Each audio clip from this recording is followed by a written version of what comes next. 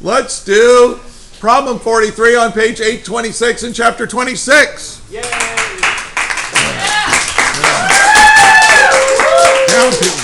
Enough. All right, so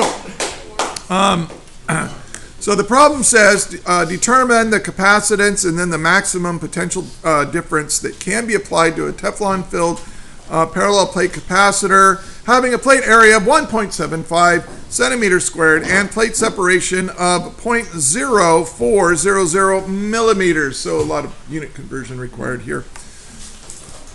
So given, okay, so we've got a parallel plate capacitor.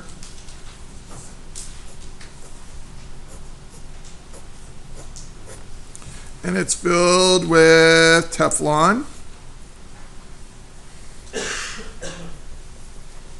And Teflon is given to have a kappa of 2.1 and a dielectric strength of 60 times 10 to the 6 volts per meter.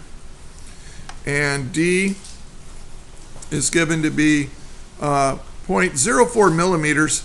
When I do what's given, I like to do the unit conversion in what's given. So 0.0, and then we got to move this over 1, 2, 3 more times. 1, 2, 3.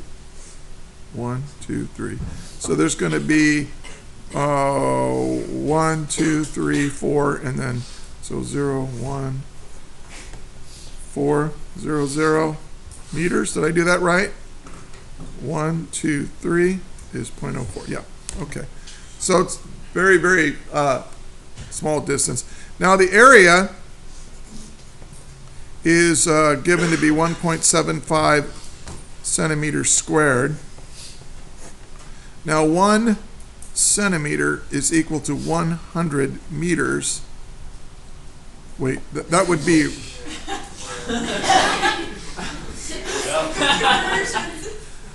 That's how they do it in France. But in America, 100 centimeters, wait, 1 meter. Okay, I'm going to have some coffee here. All right, so this will cancel out that, and then when we do that, we get divided by, so you get, shoot.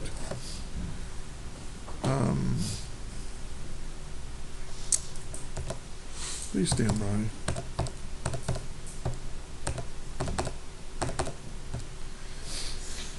.0.000175 meters squared. Now I think when I was grading this problem, I think a lot of you made the mistake of just dividing by 100. But you have to divide by 100 and then you have to divide by 100 again. Or you have to divide by 100 squared because they give you centimeters squared. Well, meter squared is a lot more than 100 square centimeters. It's 100 times 100. 10,000. Okay. So we want to find. Let me squeeze this in over here.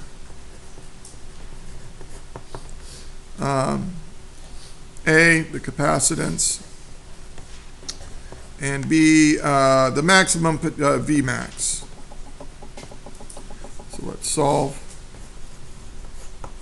So here we're dealing with the parallel plate capacitor. So one of the things you have to know is you have to know the capacitance of a parallel plate capacitor is equal to epsilon naught times the area divided by the distance between the plates. I suggest you memorize that one because it's very common. But because it's got a dielectric material between the plates, that's going to increase the overall capacitance by a factor of kappa. And so now I've got 2.1, and what is this, 8.85 times 10 to the negative 12 meters squared per, wait a minute, it's cool, Newton meter squared per Coulomb squared. Yeah, that should be on the top. and then we have to multiply it by the area, and the area is 0.000175, and then divide by the distance, 0.0000400 meters. Oh, I'm off screen. Tell me if I'm off screen. So this is for part A. This will give us a capacitance of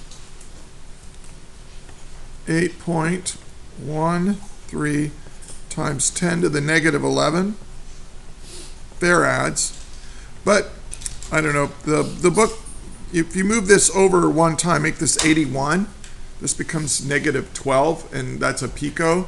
So the book writes 81.3 picofarads, and you'll quite often see it expressed this way. But I accepted either answer as being correct. Pico means a trillionth of, right? Do you know that? Many people don't know that. All right. So part B. Now, I don't know why in this book they don't have a variable name for the dielectric strength. So I'm just going to call it DS. All right. So the basically the maximum voltage you can put across the plates is going to be equal to the dielectric strength times the distance between the plates, DSD. All right, so this is going to be 60 times 10 to the 6 volts per meter, and then we're going to multiply that by 0.0000400 meters. And so that gives me a maximum possible voltage of 2,400 volts. So that's pretty good. It takes quite a lot of voltage. Let's zoom all the way out. So make sure you understand what is the dielectric strength telling you. It's telling you how many volts you can put across a meter of this stuff before it zaps an ionized, superheated gas cloud of smoke. Your capacitor fails. Well, but this is 60 million volts per meter, but we don't even have anything close to a meter. We only have, what, 4/10,000ths of a meter, so that means that the voltage is still pretty high, though. Okay. Anyway, so big ideas. You need to know the capacitance for a parallel plate capacitor with a dielectric in it. You need to know that. And you need to know how to use the dielectric strength to figure out the maximum voltage that a capacitor can hold without zapping itself. Any questions? That is